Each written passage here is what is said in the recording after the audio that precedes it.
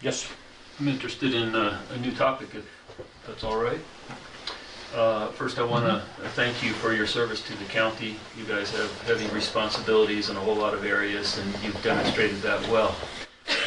I'm Andrew Zeller. You know that, but maybe others don't. And I serve as the Custer County First Precinct, what do you call it? Precinct Committee Person for the Republicans. We've got to do something about that title. But anyway, so I represent not only myself, but quite a number of citizens from First Precinct here this evening. And there are quite a number who are concerned and even alarmed about the proceedings that came about in regard to Robin Young. And I'm interested in bringing that up and having some questions about that. Robin is not only a neighbor to us in First Precinct, and she's a good neighbor, and we respected her as a county agent. She has an honorable reputation, and there were no negative reports in her personnel file. Even after the events of the past 2 months, her senior leaders at CSU believe she is an excellent extension agent, and they support her.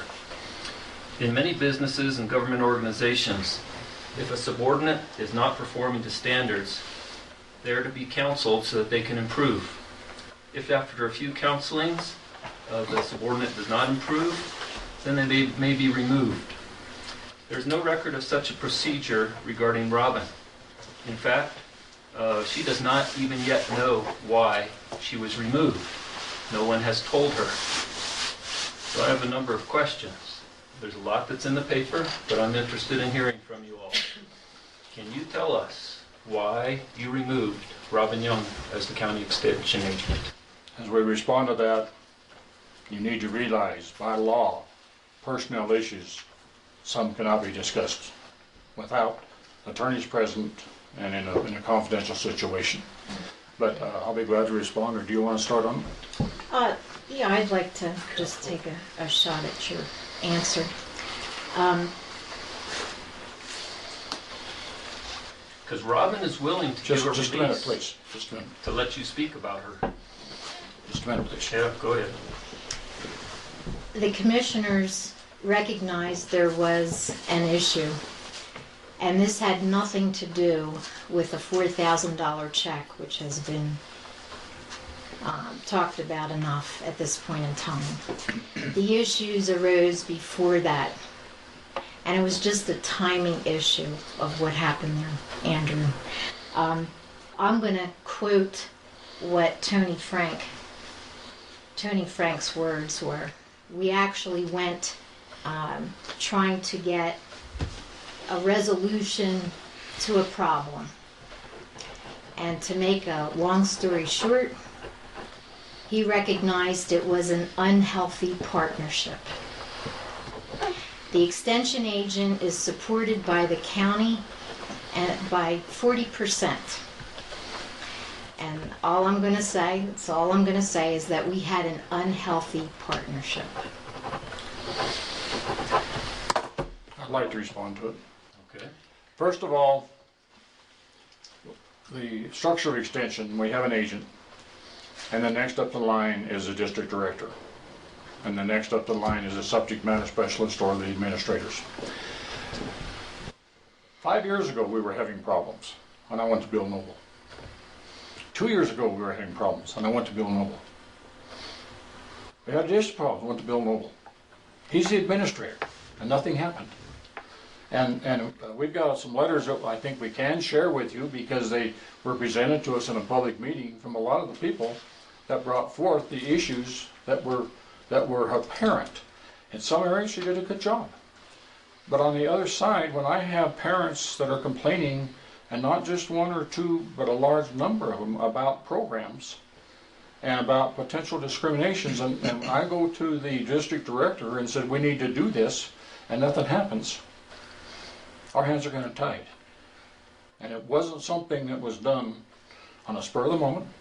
It was something that we did have the information, and we've also discussed this in 2 other meetings, which that was why we felt we needed to have this meeting tonight for those of you that hadn't had a chance to go to the others.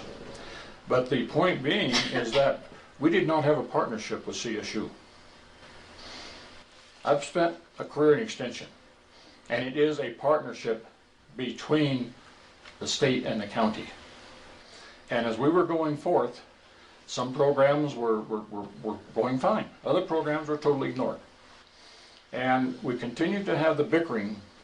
Every year at the fair that I've been there, we have to have a witch hunt. One year was a lady taking pictures of somebody else's stock, and they were mad and they wanted to get her banned from the fair, and on and on and on. Last year was a young man that lost his temper and went beyond where he should have gone on and got barred from the fair. 2 years ago, it was a situation where we had two young men that were accused of exposing themselves to some minors. And one of these young men was not a minor, and trying to handle it internally and quietly. And I said, no, this has to be handled by the sheriff in a proper manner. And that's what we did. But again, I had a lot of resistance. So I'm giving you examples of things that we've done, and we don't make a big deal out of putting this in the front page of the paper. That's not the way we work. I respect, and if you go through our minutes, you'll see several times that I've commended Robin in our commissioner meetings for projects that she's done and been done very well. But this was not a 30-minute discussion. It was not a witch hunt. It was to the point we had so many issues, something had to be done. We didn't go up to seek to get her fired. We went up, so how are we going to fix this? And Tony Frank said, well, it looks to me like the best thing we can do is to make some transfers here and see if we can fix the partnership. And that was Tony Frank's actual words. I go back to the model that I presented to you about how you deal with personnel issues. Why wasn't Robin informed of these things, or at least documented, so that this was not considered a surprise to her or to other people? I suggest this is beyond the scope of what we ought to be discussing from You a want to talk legal about this? standpoint. What do you want to say? From a legal standpoint, I think this is beyond the scope of what we should discuss. This is a personnel issue that we feel we handled appropriately. I understand the media loves to go off on whatever they want to do. There are people who follow that. There are people who try to say very difficult and vile things about us on the way we handled a single issue with a non-employee. She was not an employee. I feel that we do not have to justify when we feel we made the best decision that we did. We made the best decision. You put us in this position to make that. If we were a true democracy, we would have said, hey, let's all get a vote from everybody in the county to see whether she stays or goes. That's not the way this works. Hang on a second. The way it works is you put us in a position of authority and asked us to handle these things. We felt that this was an issue that needed to be handled. As far as how and what the personnel issues were, I feel, I'm not your legal counsel, I don't feel that's the right thing for us to do at this point. I think there's another point you need to address. Robin was not our employee. I That's what I understand just She that. was a CSU employee, so any personnel actions are from CSU. But you all influence their decisions significantly, and there's an MOI as to how, in regard to the relationship between the county agent and the county commissioners, and it seems like you all didn't follow that in regard to you're going 3 levels above her to have this handled, as opposed to going to the next step, which I guess is... All I can repeat to you, and being in the military, you understand the Chain of pathways. command, yes. We started at her immediate supervisor Okay. repeatedly and got no action. We asked for a meeting. The director of extension was supposed to be at the meeting with Dr. Frank, and he wasn't there. That is the 3 steps of the chain of command. And where we don't have or didn't have control over Robin personally, because she's a CSU employee, we didn't have the partnership, and that's the chain of command that we followed. May I have one more question? Please. You started that. On February 16th, the day after you commissioners met with the CSU president, Tony Frank, there was a county extension workshop here in the courtroom. And it's my understanding that after the meeting, you, Bob Katnick, spoke with Robin and said something to the effect of, Robin, don't worry, we'll work everything out, everything is going to be okay. And then you left, and after you left, Jay spoke with her, and Jay said... And where did you get this quote from? Did you hear it? Or was this told to you by Not even somebody? there. This was told to me by somebody. So you don't know if that's exactly what was said? Like I said, it's my understanding that this happened. You can deny this if you like, that'd be fine. But Prince then spoke to her and said, I'm not a part of this witch hunt. I never said that. I deny it and I resent it. Okay, And I do the same thing. all right. And Well, make sure that goes in whatever paper you're going to write this in. I wasn't planning on writing this to any paper. Okay. Yeah, you haven't seen anything in the paper from me ever since you've been here, have you? Well, but I appreciate your concerns. Yeah.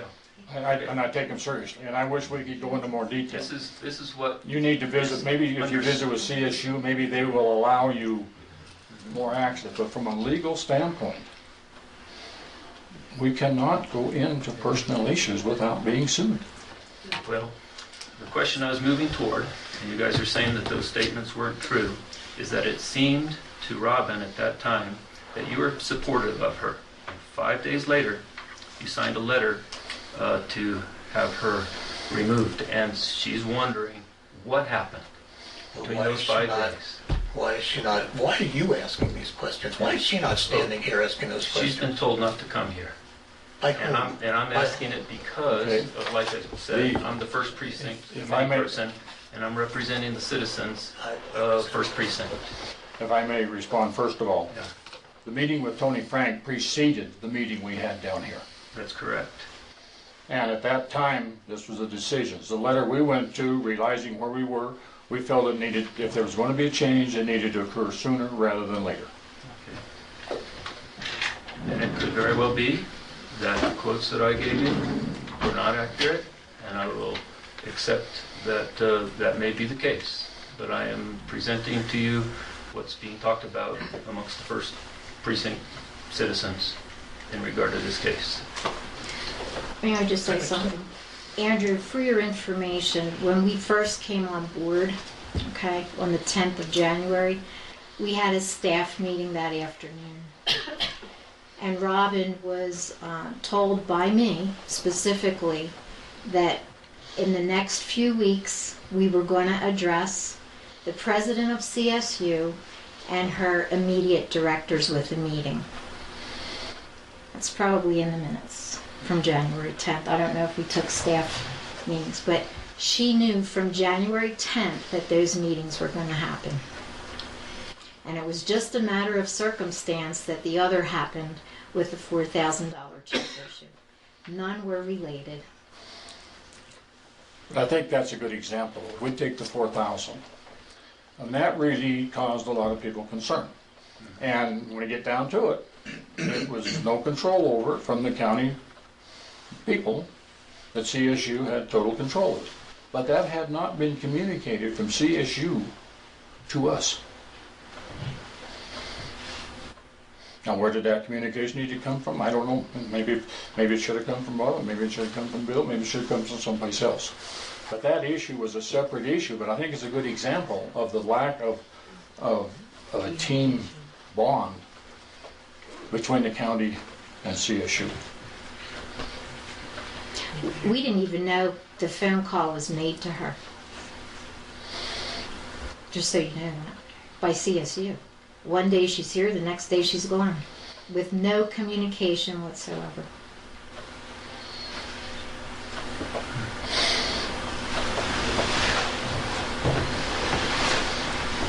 Okay, thank you very much.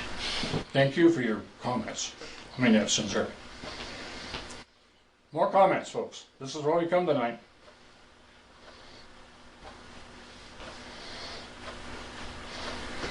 Happy faces. Well, I want you, It's almost 9 o'clock and you know how old we are. Yes! I invite all of Another you, 7-minute stretch. if I may, I invite all of you to continue the communications. Talk to us, ask us. things that we can go to, we'll be very happy to. And as we go forward, if we look at this, what we decide on this courthouse issue, I hope each of you, if you have an interest in there, will participate.